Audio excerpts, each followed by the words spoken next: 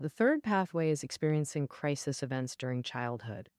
If these events eventually improve, this successful experience may ironically lead children to develop misfortune. They'll form explanations that view events as temporary, specific, and external. If they ultimately fail to overcome the crisis, seeds of despair become deeply rooted in the child's psyche. This perception affects how children view future crises they encounter, ultimately forming negative beliefs and pessimistic thinking patterns. All right, we've just explored the roots of pessimism and optimism. Your explanatory style for events determines whether you're optimistic or pessimistic. Since this thinking pattern forms during childhood, does that mean it's unchangeable? Actually, no. The author reveals optimism is a learnable skill. This brings us to our third key topic. How can we move away from pessimism and live more optimistically? The author proposes an ABCDE method to overcome pessimistic thinking. A multi-year study called the Penn Resilience Program was conducted at University of Pennsylvania. Results showed 90% of participants successfully changed their pessimistic explanatory styles using ABCDE. So what exactly is this magical ABCDE method?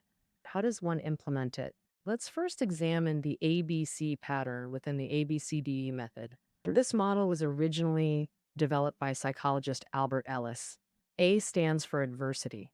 B represents your belief about the event. C signifies the consequences stemming from your beliefs. When people encounter adversity, A, they form beliefs B. These beliefs then lead to behavioral consequences C. Therefore, the ABC pattern essentially reflects your explanatory style. You can track your explanatory patterns through journaling. For example, you might write, I called to ask a girl I like out for dinner, but she said she's busy, preparing for her professional qualification exam and needs to postpone.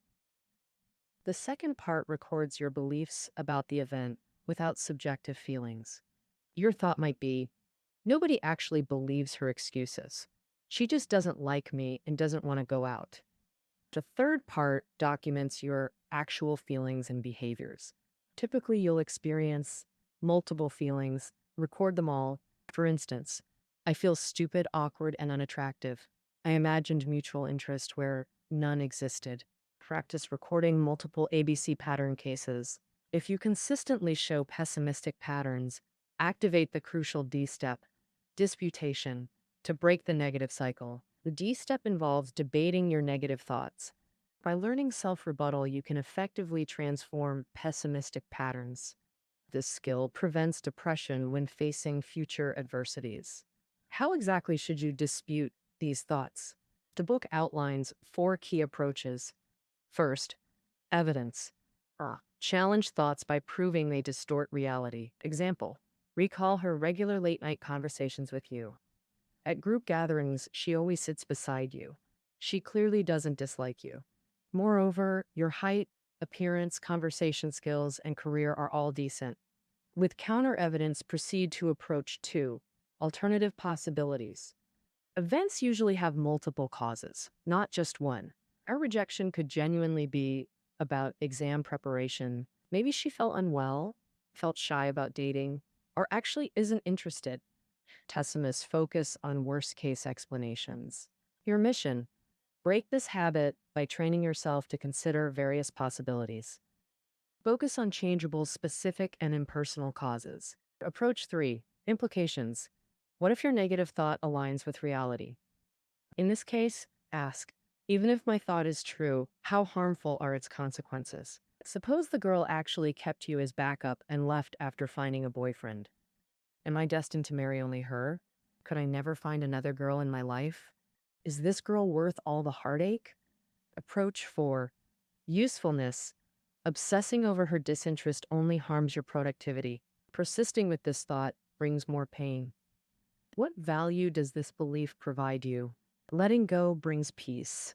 Remember, disputation aims to combat negativity, not achieve factual accuracy. After reflection, you might decide to be more proactive with future romantic interests. These are the ABCD method's detailed steps. First, identify connections between adversity, beliefs, and consequences. Challenge pessimistic patterns using evidence and alternative perspectives. The final E step energizes behavioral change through mindset shifts. Learning from this process helps develop optimistic thinking patterns. How should parents use ABCDE when children face adversity? Take Xiaolin, an outgoing second grader with good grades but weight concerns. Recently, mom noticed Xiaolin has been gloomy, eating little during meals, which worried her. After dinner one day, mom asked, Xiaolin, any happy things at school lately? Nothing happy, but something sad. Xiaolin replied unhappily, Can you tell mommy what happened? While waiting for the school bus, kids from another class called me fatty pig. Now, I think classmates are laughing at me. Mom led Shaolin to a mirror. Look, you're not that big, just slightly heavier than others. You're not super thin like Susie, but your round face is cute, especially when smiling. Shaolin realized, my friends Susie, Nana, and Yu don't care about my weight. We have fun together. Feeling better, Shaolin's mood lifted. Mom added, baby fat is normal during growth spurts. I was like you as a child. But if you want to be slimmer like Susie, we can work on it. Really? Shaolin's eyes lit up. Mom explained, cut snacks and desserts after meals and you'll slim down. I promise. Starting tomorrow, less snacks and exercise with you, Shaolin declared.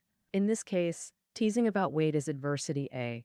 Belief B, I'm fat and unlikable. Consequence C, embarrassment and social withdrawal. Ron countered, it's temporary baby fat. Friends still love you. She provided alternative perspectives using ABCDE method. This intervention changed Shaolin's interpretation style. The example demonstrates how parents can apply psychological techniques. This constitutes the disputation D phase.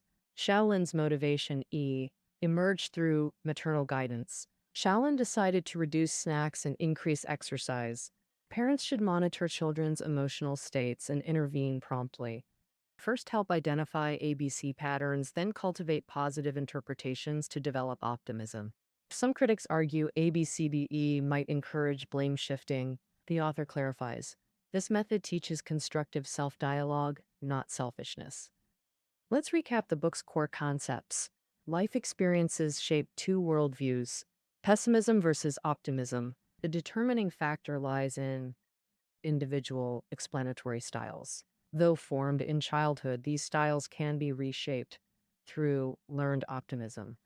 ADDB method prevents pessimism in both adults and children. Life's quality depends on interpretation. May this book help you cultivate optimism. That concludes our exploration of learned optimism. Find study notes below. Until tomorrow.